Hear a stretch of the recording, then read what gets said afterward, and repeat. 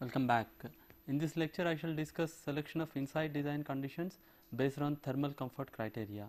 The specific objectives of this particular lecture are to discuss need for selecting inside design conditions,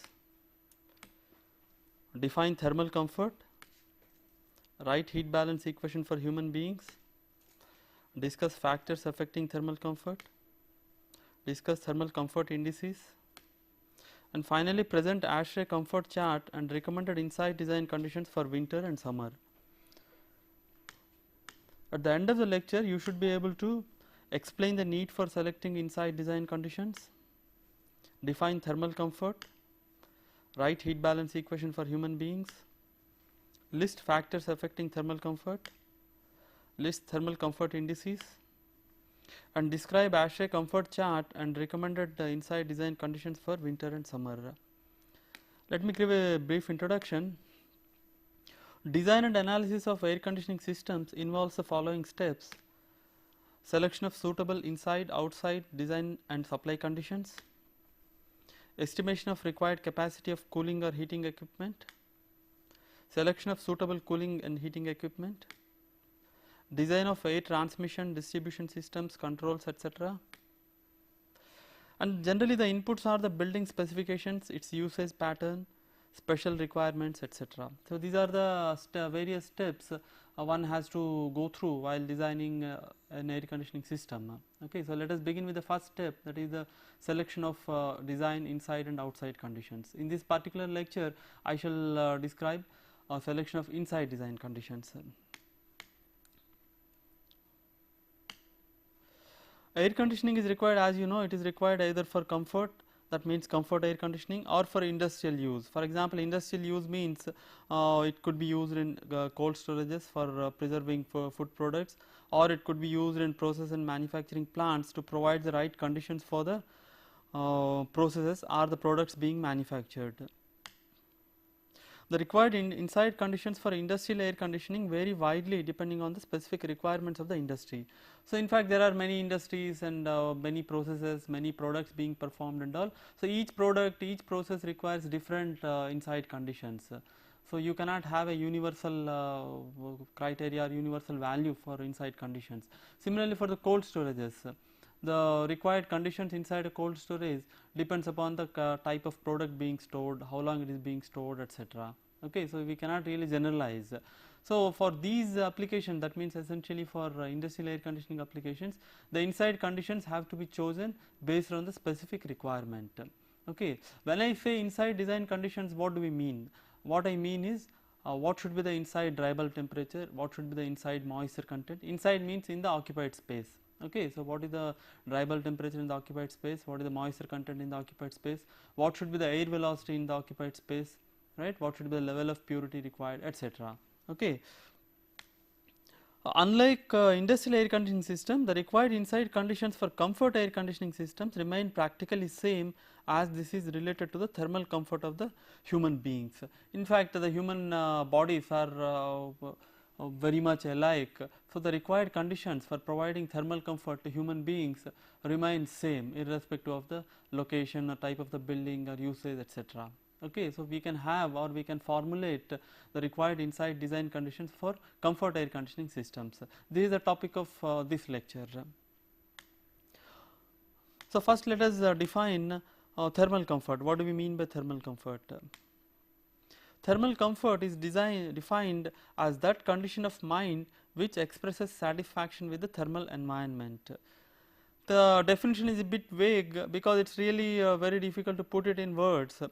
Okay, so basically what it means is it is a state of mind when a user or when an occupant, if he feels satisfied with the thermal environment, then the environment is comfortable. Okay, so it depends upon the response of the occupant.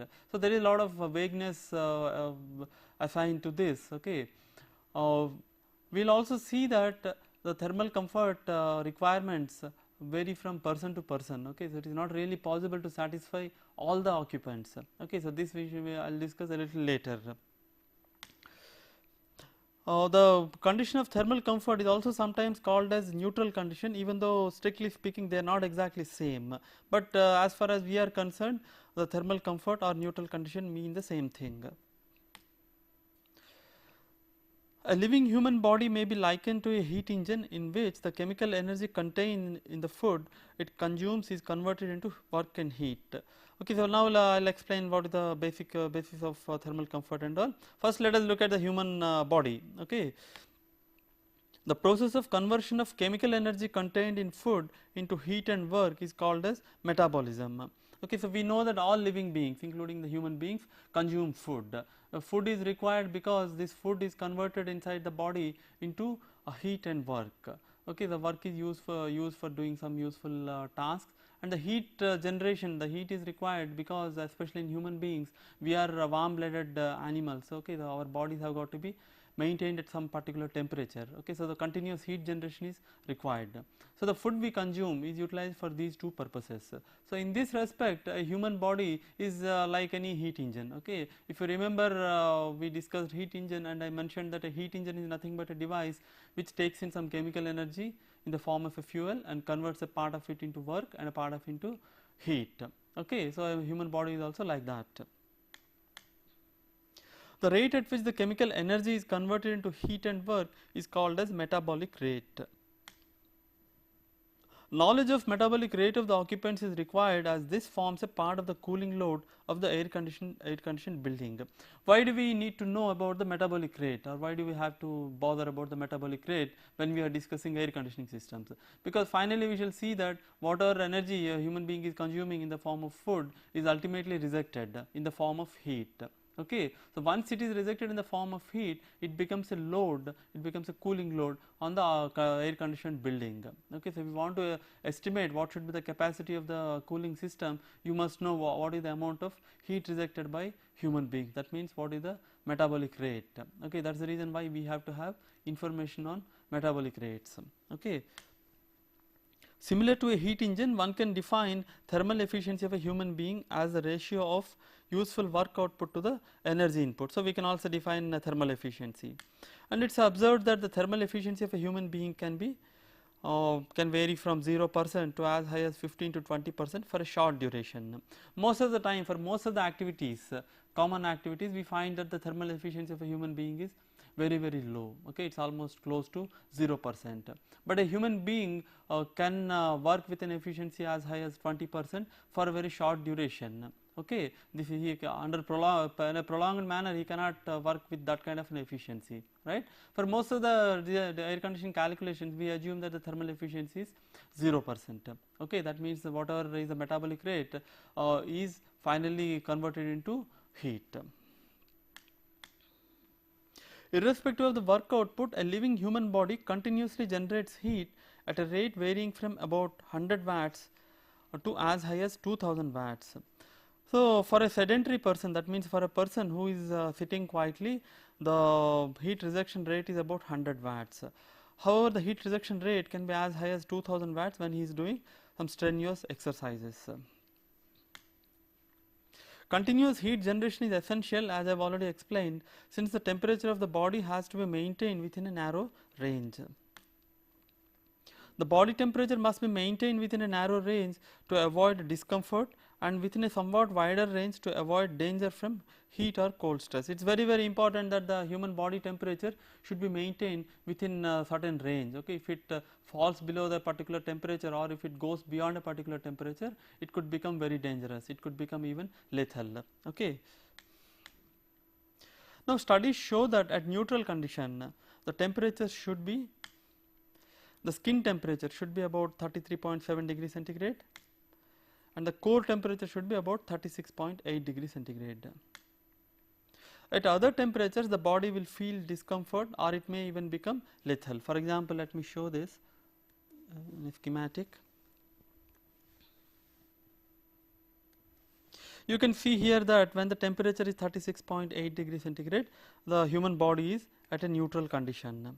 Okay, but when the temperature varies from about 35 to 36.8 or 36.8 to 39 degrees centigrade, that means in this range, a human being feels slightly uncomfortable. Okay, that means it's a slight discomfort is caused to the human being.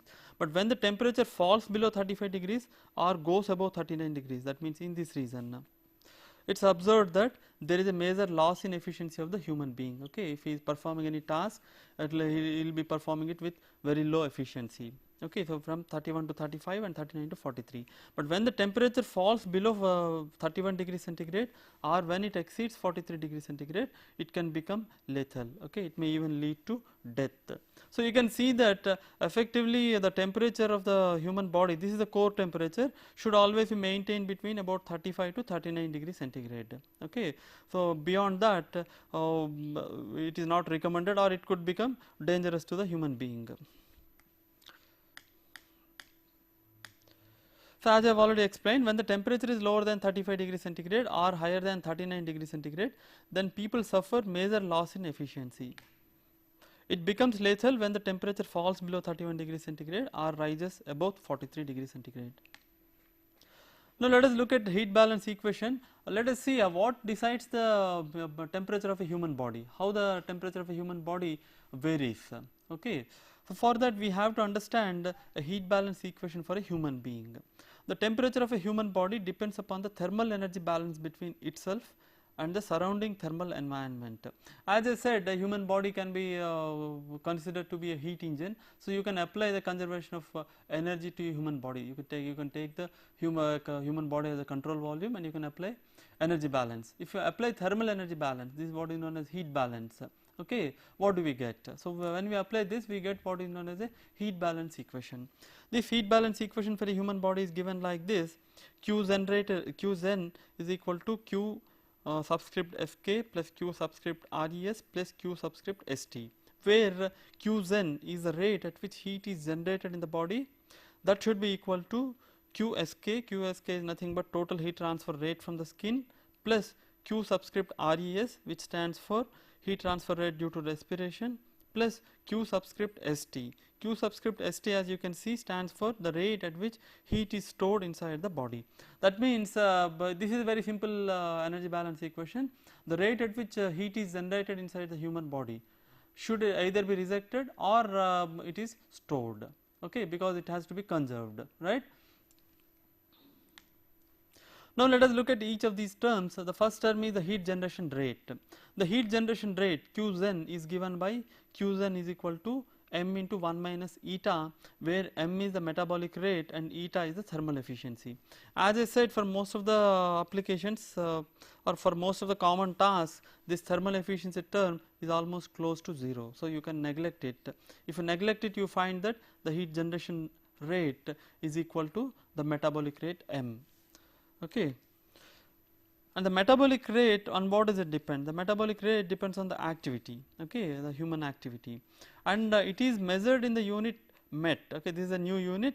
The metabolic rate of a human being is measured in a unit called met. And what is a met? A met is defined as a metabolic rate per unit area of a sedentary person. Sedentary person means a person who is sitting quietly, okay, without doing any activity. So a met is defined as a metabolic rate per unit area of a sedentary person, and it is found to be equal to about 58.2 watt per meter square. Okay, this is also known as basal metabolic rate. Now let us the metabolic rates, for as I said, the metabolic rate depends very much on the human activity. Okay, so people have conducted several experiments and they have determined the metabolic rates for a wide variety of activities. As I said, why do we need the metabolic rate? Because the metabolic rate finally becomes a load on the cooling system. So we have to have a knowledge of this. That is the reason why people have determined the metabolic rates. This data is available, for example, in ASHRAE handbooks. So let me show some typical metabolic rates. This table shows typical metabolic rates. Here we have the activity, then the specifications of the activity and the metabolic rate. And as I said, the metabolic rates are expressed in the units of met. For example, if a person is resting means, let us say he is sleeping, then the metabolic rate is about 0.7 met. If he is reclining means he is okay, then the metabolic rate is about 0.8 met. And if he is seated quiet, as I said, the metabolic rate is 1 met. In fact, this is the definition of met. And if he is standing in a relaxed manner, metabolic rate is 1.2 met. Like that you can see the metabolic rates for different activities, for example for walking, for office activity, for driving, domestic activities, dancing, teaching, games and sports, etc. Okay, you can see that for domestic activities the metabolic rate is quite high. Okay, it is about 1. It can vary from about 1.6 to 3.4 met depending upon the specific activity. You can also see that for very strenuous activities such as wrestling or playing basketball and all, the metabolic rates are very high. Okay, it is as high as about 8.7 met in case of wrestling. This kind of data is available in ASHRAE handbooks for more number of activities. Okay, so one can use the handbooks for getting this kind of a data. Okay. Since the metabolic rate is specified per unit area of the human body, when we say unit area of the human body, normally it is referred to the unclothed or naked body. So, it is essential to estimate the area to calculate the total metabolic rate. You have seen that the metabolic rates are specified in terms of met, and met itself is defined in terms of watts per meter square. Okay, that meter square in the denominator refers to the surface area of the human body. Okay. So, we want to find out what is the total heat rejected from the human body, then we have to know not only the metabolic rate, but we also have to know what is the surface area from which the heat dissipation is taking place. Okay. So, we have to calculate the surface area of a human body. How do we do that? So, people have found empirical equations for the surface area of human body. This is a famous equation called as the Du Bois equation. This equation relates the surface area of a naked human body to its mass and height. Okay. So, if you know the mass and height of a human being, you can calculate its surface area. Okay.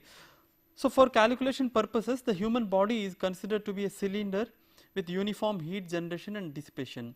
Actually, the human body is very complex. Okay. So, it is very difficult, in fact, it is almost impossible to model a human body perfectly. Okay. So, but for calculation purposes, you have to make certain assumptions. In an actual human being, the heat generation takes place in a very non-uniform manner. Okay. That means heat generation throughout the body is not same, right. Similarly, the heat dissipation is also not same throughout the human body. Okay. But to take all these effects into account is very difficult theoretically. So, what is done in theory is we assume that a human being is like a uniform cylinder, and the heat dissipation and heat generation of this human being is uniform. Okay. So, under this assumption, the surface area over which the heat dissipation takes place is given by, as I said, this Du Bois equation. The Du Bois equation gives the surface area A subscript du. This is equal to 0.202 m to the power of 0.425 multiplied by h to the power of 0.725. Here the area, this is in meter square. Okay, area is in meter square. M, as I said, is the mass of the human being. This is in kgs, and h is the height in meters. Okay, so you can see that this is an empirical equation. Since the area given by Du Bois equation refers to a naked body, a correction factor must be applied to take the clothing into account. So, this correction factor, defined as the ratio of surface area with clothes to surface area without clothes, has been determined for different types of clothing, and these values are available in ASHRAE handbooks. Thus, from the metabolic rate and the surface area, one can calculate the amount of heat generation Qgen. Okay. So, the procedure for calculating what is the heat generation is that, first of all, depending upon the activity, you have to find what is the metabolic rate in watt per meter square using the data books. Then, depending upon the mass and height, one can calculate what is the area of the body. Okay. So, if you multiply the metabolic rate into the area, that will give you the total amount of heat transferred, but this area refers to the unclothed body. So, we have to take the effect of clothes into account. So, we have to multiply this heat transfer rate into a correction factor which considers the effect of clothing. So, for correction factor, again one has to look at data books such as ASHRAE data books, where the correction factor for different types of clothing is given. Okay. So, then you have to take the correction factor and multiply that correction factor by metabolic rate and the area, which will finally give you the heat generation rate. Okay.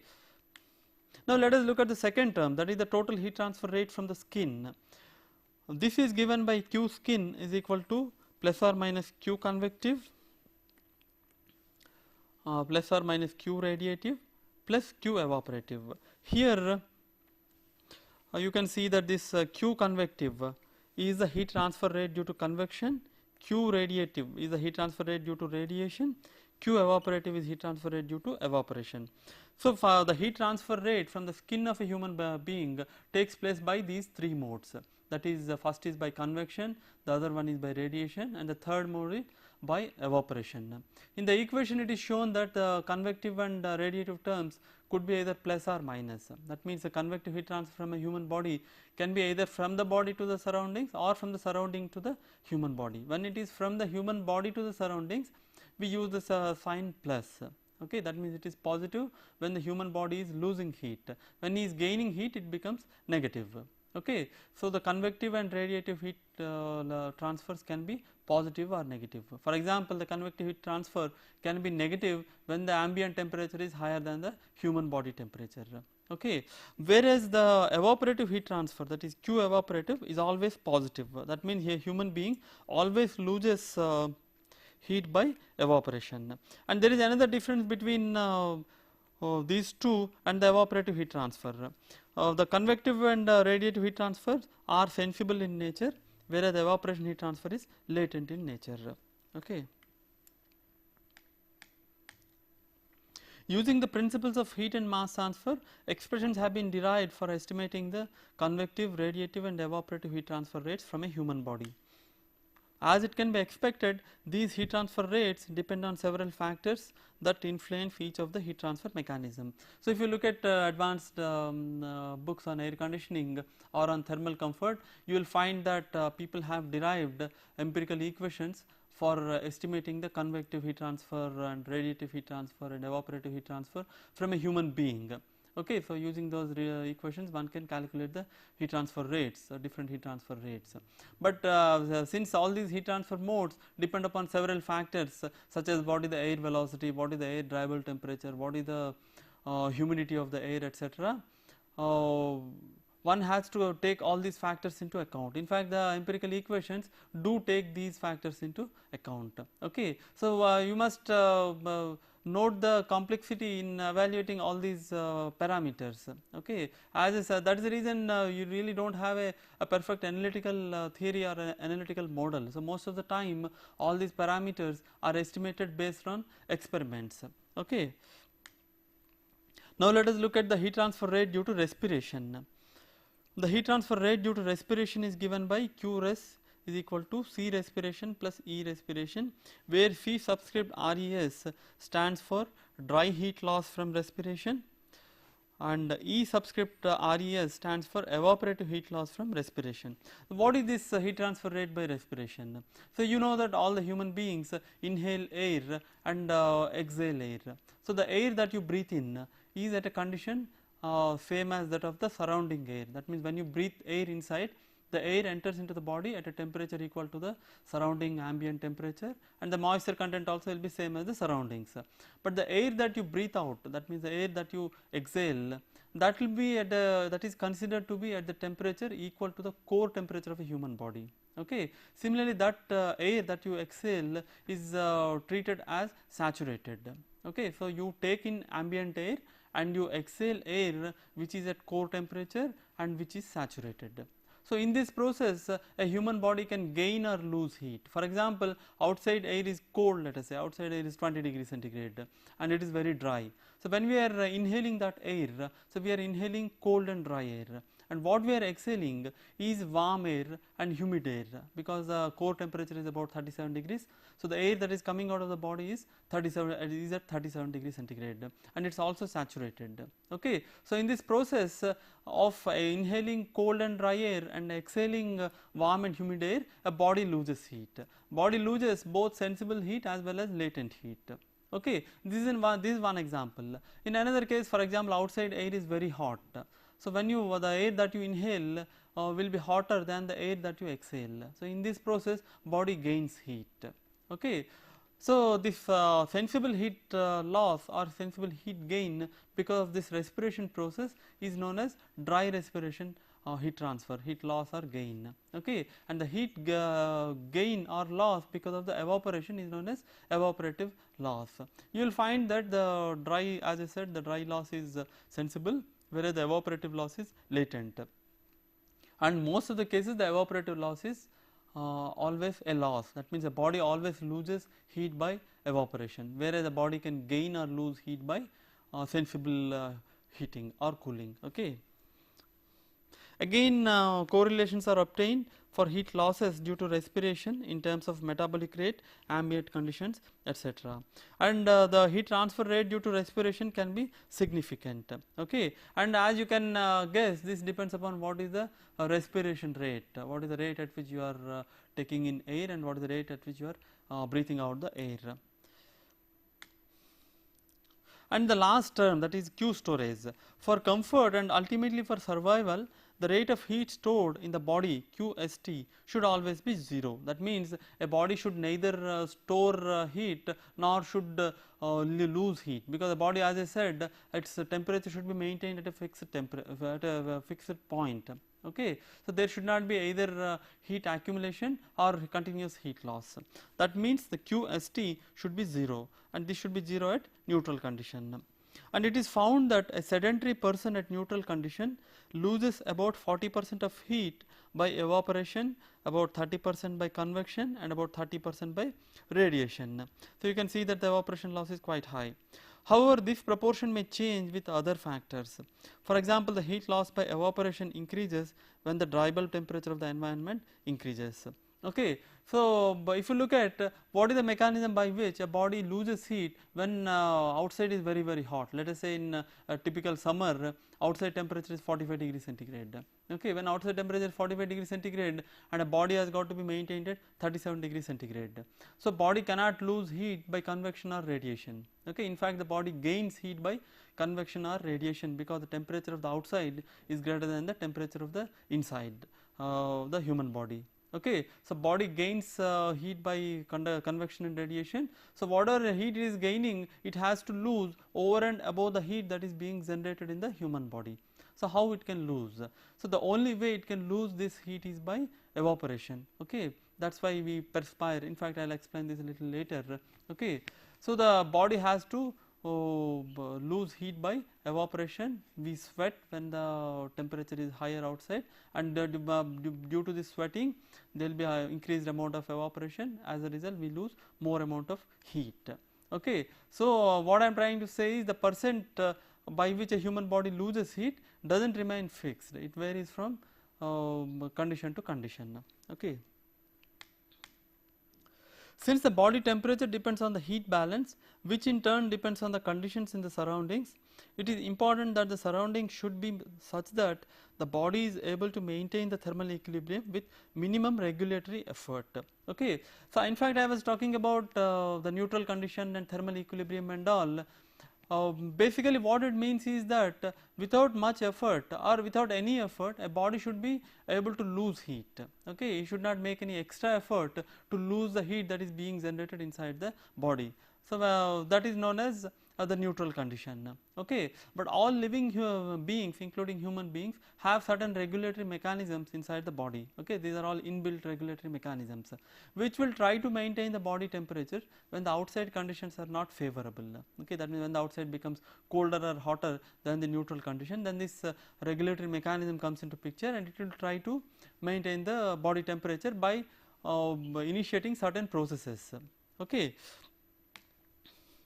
So, as I said, all living beings have inbuilt regulatory processes against cold and heat, which to some extent maintains the body temperatures when the external conditions are not favorable.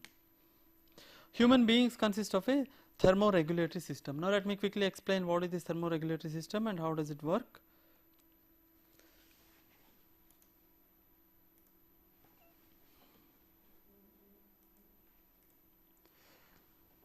So, what happens when the environment temperature is colder than neutral zone? So, what happens when the outside temperature is cold? We know from experience that when the outside temperature is cold, we lose more heat than is being generated. Okay. So, that means the heat generation inside the body is less and heat loss is more. Okay. So, momentarily you will find that body will tend to lose temperature okay, that means its temperature tries to go down, but the thermoregulatory mechanism of the body will try to prevent this. So it fights this effect in different steps. Okay, the first step is like this: when the outside temperature is cold, the first action is what is known as zone of vasomotor regulation against cold. This is also known as vasoconstriction. So what happens during this process is that the blood vessels adjacent to the skin constrict. So what happens because of this? Because of this, the flow of blood to the outer skin is reduced. Once the flow of the blood is reduced, heat transfer to the immediate outer surface is reduced. Okay. As a result, the outer skin tissues act as insulators. Okay. So basically, how heat is lost from the core of the body to the surroundings? The blood acts as a carrying agent. Okay. As you know that blood continuously circulates through the human body. So the blood carries the heat from the inside of the core of the body, and it brings the heat to the surface, that means to the skin, and from the skin heat is lost to the surroundings. Okay. So when the outside temperature is low, body is losing more heat. Okay. That means this heat loss has to be reduced. So what the regulatory mechanism does is it constrains the blood vessels. Okay. That means blood vessels become constricted, or they become smaller or narrower. When they become narrower, less blood flows to the outer skin of the body. Okay. When less blood flows to the skin, less amount of heat is carried from the core of the body to the skin. Okay. Since less heat is carried, less heat is lost. Okay. So this is the first step against the cold. So during this process, the outer skin or the tissues of the outer skin act as insulators, and they prevent the heat loss. But if the temperature drops further, then vasomotor regulation does not provide enough protection. Okay. Then the body enters into what is known as zone of metabolic regulation. In this zone of metabolic regulation, a spontaneous increase of activity is initiated, and this is nothing but the shivering. Okay. So we start shivering when the temperature falls down.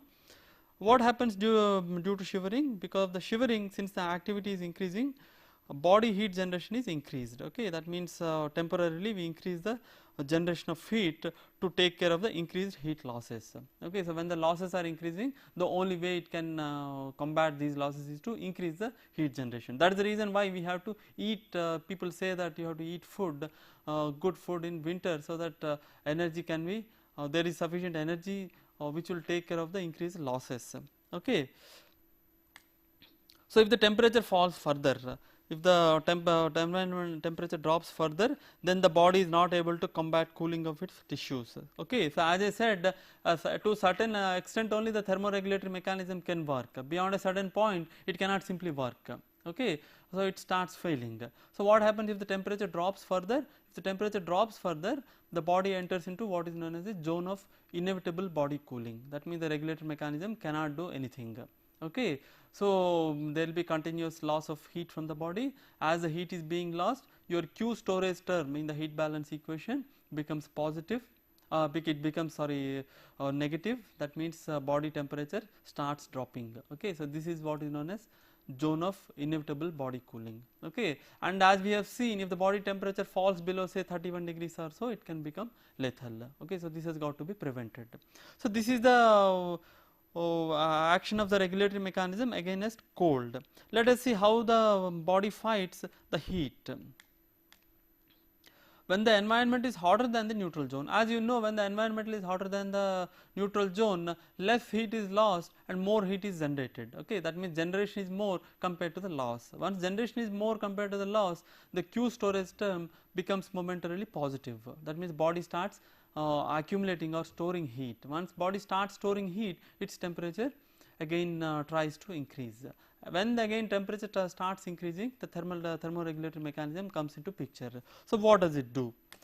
First thing it does is it initiates an action, and the body enters into what is known as a zone of vasomotor regulation against heat. This is exactly opposite to the zone of vasomotor regulation against cold or vasoconstriction. Unlike vasoconstriction, when the external temperature increases, the blood vessels adjacent to the skin dilate. That means they become larger. Once they become larger, the flow of blood and transport of heat to the outer surface increases. Okay. So the outer skin temperature increases because of this, providing a greater temperature for heat transfer by convection and radiation. Okay. Since less heat is being lost because of the smaller temperature difference available for heat loss, what the body does is it pumps more blood to the outer skin. Okay. Once more blood is pumped to the outer skin temperature increases, because more blood flow means more heat flow, right. Then the outer skin temperature increases means larger delta T is available for heat loss from the outer skin. Okay. So, this is the first step. The second step is what is known as zone of evaporative regulation. If environmental temperature increases further, the sweat glands become highly active, drenching the body surface with perspiration. If the surrounding air humidity and air velocity permit, then increase in body temperature is prevented by increased evaporation. This also we normally experience on a hot day, when the outside temperature becomes very high, then the vasodilation is not sufficient, some other mechanism should come into picture so that body can reject heat. This mechanism is what is known as zone of evaporative regulation. Okay, that means the outer surface of the body, that is the skin of the outer skin of the body, is covered with perspiration. Okay, this is achieved by triggering the sweat glands. Okay, the regulatory mechanism triggers the sweat glands start sweating more. Okay, so you have lot of water on the outer surface of your body. If the outer surface humidity is low and if there is sufficient air velocity, then the water that is accumulated on the outer surface of the human body can evaporate. Okay. Since evaporation is a latent heat transfer process, lot of heat can be transferred during this process. The body temperature can be maintained within the required limits by the process of evaporation. Okay. Now, if the temperature increases further and the outside conditions are not favorable, then the body enters into what is known as the zone of inevitable body heating. Just like zone of inevitable body cooling, during this zone the body temperature increases, leading to the zone of inevitable body heating. Okay, that means body temperature starts increasing.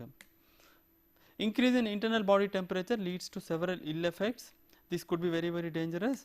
The first ill effect is what is known as heat exhaustion.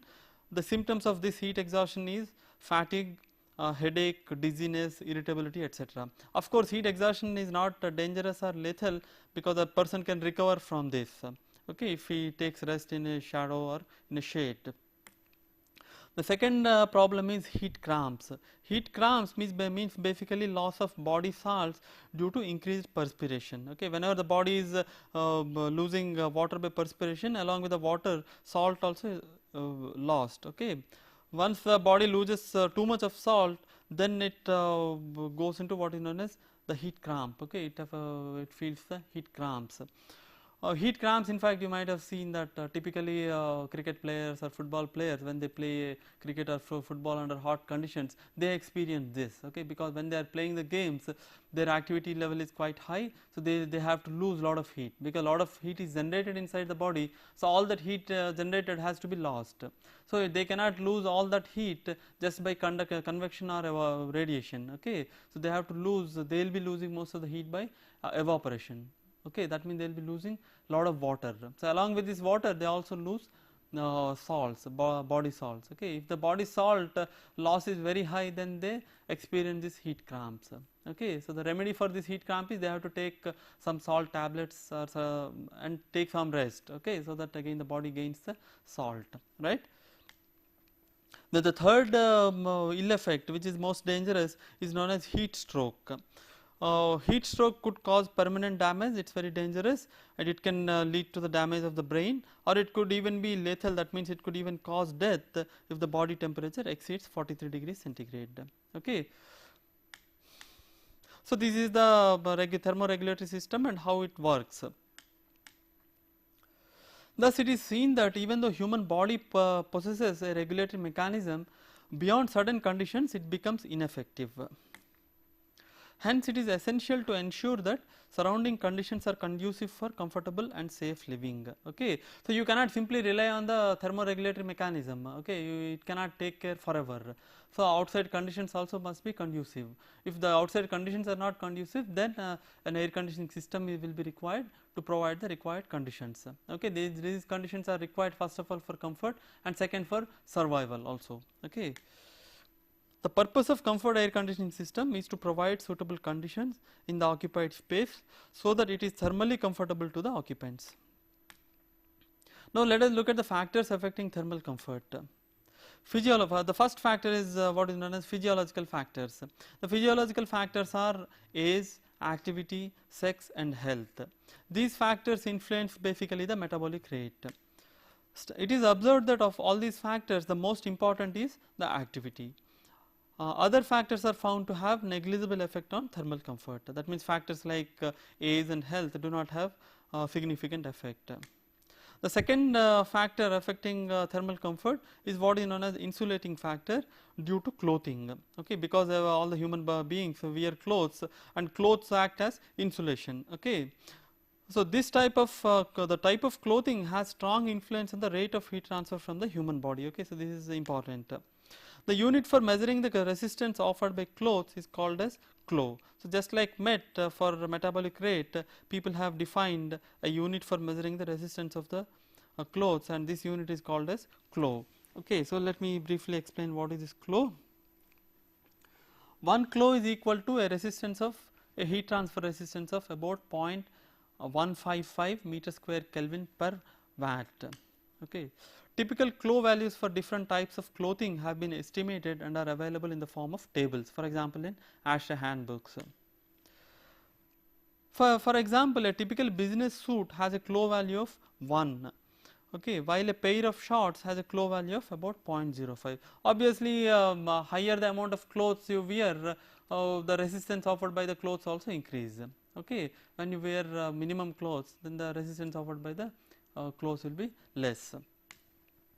Sometimes the unit tog is also used for measuring resistance of clothing. Of course, clo is more common. 1 tog is equal to about 0.645 clo. Now let us look at the third and most important factor, that is known as environmental factor. The environmental factors are dryable temperature of air, relative humidity or moisture content of air, air motion or air velocity, and finally the surrounding surface temperature. So what is the effect of these factors? The dryable temperature affects heat transfer by convection and evaporation. Relative humidity affects heat loss by evaporation. Air velocity influences both convective and evaporative heat transfer, and the surrounding surface temperature affects the radiative heat transfer. Apart from the above, factors such as drafts, asymmetrical cooling or heating, cold or hot floors also affect the thermal comfort. The objective of a comfort air conditioning system is to control the environmental factors so that the comfort conditions prevail in the occupied space. The typical air conditioning system has no control on the physiological and insulating factors. However, suitable clothing may help in reducing the cost of the air conditioning system. Okay, so by providing an air conditioning system, what is that you can control? You can control only the environmental factor. That means you can control the dryable temperature, moisture content, air velocity inside the conditioned space. Okay, you cannot control, or you have no control on the physiological factors such as age. You cannot decide what should be the age of the occupant. Okay, similarly, you also do not have any control on the activity, right? Of course, air conditioning system or the air conditioning system designer has no control on the clothing, but it is seen that by wearing or by suggesting suitable clothing, one can reduce the cost of an air conditioning system. Now let us look at indices for thermal comfort. Important factors which affect thermal comfort, as we have seen, are the human activity, clothing, air dryable temperature, relative humidity, air velocity and surrounding temperature. Since so many factors are involved, many combinations of the above conditions provide comfort. There is no unique combination, there are many combinations possible, all of which will give equal amount of comfort. Hence, to evaluate the effectiveness of the conditioned space, several comfort indices have been suggested. These indices can be divided into direct and derived indices. So how do you estimate? For example, you have got an air conditioned building. Okay, you wanted an air conditioning building and you have got an air conditioned building. How do you know that it is good or bad? Okay, how do you evaluate the effectiveness of an air conditioned building? So the effectiveness of an air conditioned building ultimately depends upon the thermal comfort, okay, whether it is providing thermal comfort or not. And as we have seen that the thermal comfort depends on several factors. Okay, so all these factors will affect the thermal comfort. Okay, so in order to judge the effectiveness of an air conditioned building, all these factors must be considered. Since so many factors are involved, as I said, a combination of many combinations of these factors can give you comfort. Okay, so to measure basically the effectiveness of conditioned space, people have devised the comfort indices. Okay. The direct indices are dry bulb temperature, humidity ratio, air velocity and mean radiant temperature. We know dry bulb temperature, humidity ratio and air velocity.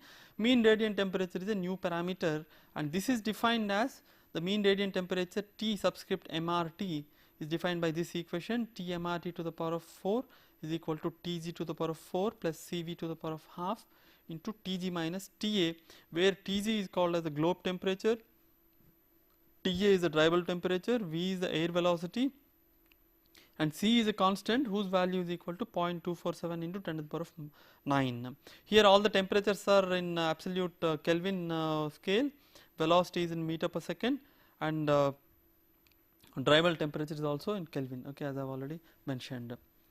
What is this globe temperature, by the way?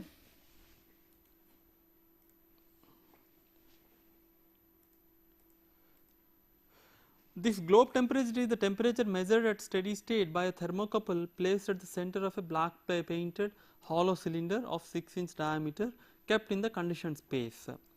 This is given in Kelvin. The reading of thermocouple results from a balance of convective and radiative heat exchanges between the surroundings and the globe. So that is how the globe temperature is measured, which is related to the mean radiant temperature or the surrounding surface temperature. The derived indices combine two or more direct indices into a single factor. Important derived indices are effective temperature ET, operative temperature TOP, heat stress index HSI, predicted mean load PMV, percent of people dissatisfied PPD, etc. Now let us define effective temperature ET. This effective temperature combines the effects of dry bulb temperature and relative humidity into a single factor. It is defined as the temperature of the environment at 50% RH, which results in the same total heat loss from the skin as in the actual environment. So this is the definition of effective temperature. Since the value depends on other factors such as activity, clothing and air velocity and T mean radiant temperature, a standard effective temperature is defined for the following conditions. That means standard effective temperature is defined for a clothing value of 0.6 kilo, activity of 1 met, air velocity of 0.1 meter per second, and the mean radiant temperature is taken as same as the dry bulb temperature. Now the operative temperature, this factor is a weighted average of air dry bulb temperature and mean radiant temperature. That means basically it combines the dry bulb temperature and the surrounding surface temperature. This is given by TOP is given by this equation.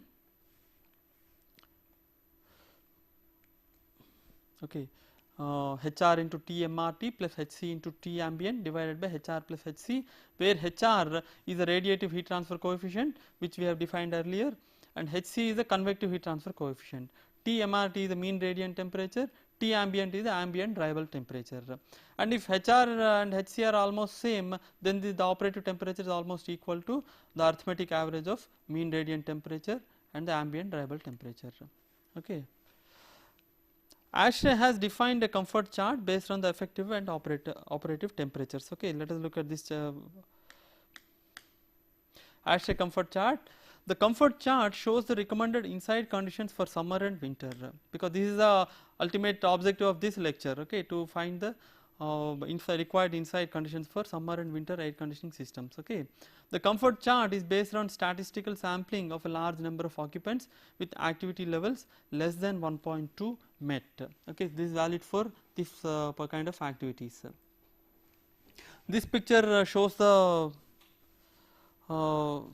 ASHRAE comfort chart. This looks almost similar to a psychrometric chart, but here what you have on the x-axis is the operative temperature, not the reliable temperature. On the y-axis you have the humidity ratio, and the effective temperature lines are shown here. This is the 20 degree centigrade effective temperature line, this is the 22.5 degree centigrade line, this is 23.5 degree line, and this is the 26 degree centigrade line. And you also see the 60% RH line and 2 degree dew point temperature line. This is the 2 degree dew point temperature line. Okay, and here some areas are hatched areas are shown, and this blue zone. Okay, all this blue zone is the recommended comfort condition for winter. Okay, that means if you are inside conditioned space lies anywhere here during winter, then the conditioned space will be comfortable. Similarly, for summer, this red hatched area is the recommended zone for summer. Okay, that means if your condition lies somewhere in the red zone, then the condition space will be comfortable during the summer. And you can see that there is some area which is being overlapped. There is an overlapping area for winter and summer zones. Okay, so if the conditioned space in this lies in this overlapping zone, then a person wearing summer clothes will feel slightly cooler, and a person wearing winter clothes will feel slightly warmer. Okay. So this is the comfort chart, as I said. And you can say, you might have noticed that the comfort zones are bounded by effective temperature lines, a constant relative humidity line of 60% and dew point temperature of 2 degrees centigrade. The upper and lower limits of humidity, that is 60% relative humidity, which is the upper limit, and 2 degrees centigrade dew point temperature, are based on the moisture content related considerations such as dry skin, eye irritation, respiratory health and microbial growth. Okay, all these problems are related to the moisture content. Okay, so these upper and lower limits for humidity are based on these considerations. Now, based on the chart, ASHRAE makes the following recommendations. Recommended inside design conditions for winter: the operative temperature between 22 to 23.5 degrees centigrade at a relative humidity of 60%. T operative between 20.5 to 24.5 degrees centigrade at a dew point temperature of 2 degrees centigrade. Inside design conditions for summer are like this: T operating temperature between 22.5 to 26 degrees centigrade at a relative humidity of 60%, and T operative between 23.5 to 27 degrees centigrade at a dew point temperature of 2 degrees centigrade. So you might have seen that when the air humidity is lower, then you can maintain the conditioned space at a slightly higher temperature. Okay, when the humidity is higher, then the required temperature will be lower. Recommended comfort conditions for different seasons and clothing at 50% RH, air velocity of 0.15 meter per second and an activity level of less than 1.2 met are given in this table for different season, as I said. For example, in winter, okay, if a person is wearing heavy slacks with long sleeve shirt and sweater, that means it has a clothing resistance of 0.9 kilo, then the optimum operative temperature should be about 22 degrees centigrade. But the temperature can vary from 22 to 23.5 degrees centigrade for 90% acceptance. Okay. Similarly, in summer, if a person is wearing light slacks and short sleeve shirt which has a clothing resistance of 0.5 kilo, then the optimum temperature required is about 24.5 degrees centigrade.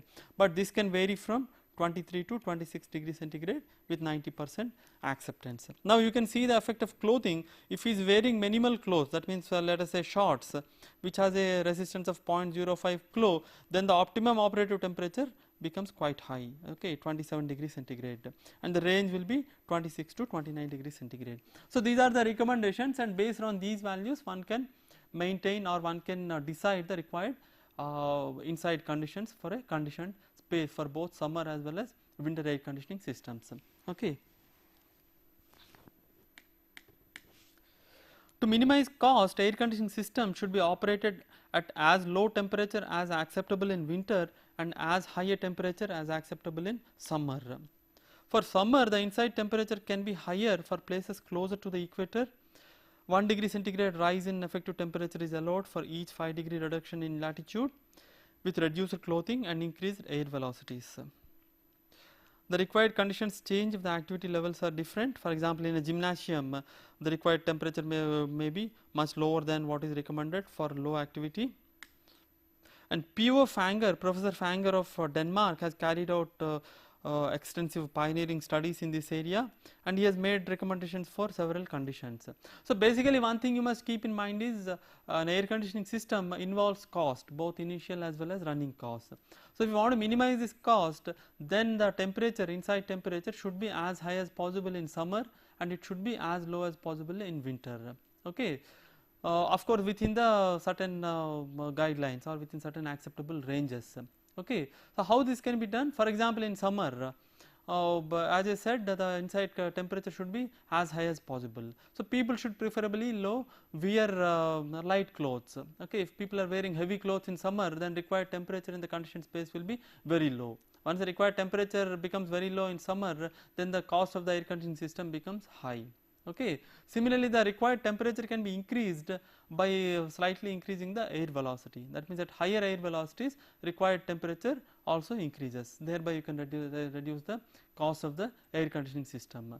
Similarly, the optimum temperature also is found to vary from location to location. That means for people living in hotter areas, the optimum temperature for summer air conditioning system can be slightly higher compared to people living in colder areas. Okay. Based on the studies of Fanger and subsequent sampling studies, ASHRAE has defined a thermal sensation scale. Using the thermal sensation scale, expressions for predicted mean vote and % people dissatisfied have been obtained. So these are all more advanced thermal comfort indices. And these studies show that even when heat balance is established, that means even when you maintain the neutral condition, at least 5% of the occupants show dissatisfaction with the thermal environment. That means it shows that when you are conducting the studies with 1000 people, at least there will be 50 people who say that they are not happy with the surroundings. Okay, that means it is not possible or it is impossible to satisfy all the occupants. Okay, even when everything is perfect, right. This is based on the sampling studies obtained at several places. Okay. And the details of these studies and these indices such as PMV and PPD are available in ASHRAE handbooks. Okay, one can look at ASHRAE handbook, or one can read the excellent book on thermal comfort written by Professor Fanger. Okay. So with this I end this lecture. Let us conclude what we have studied in this lecture.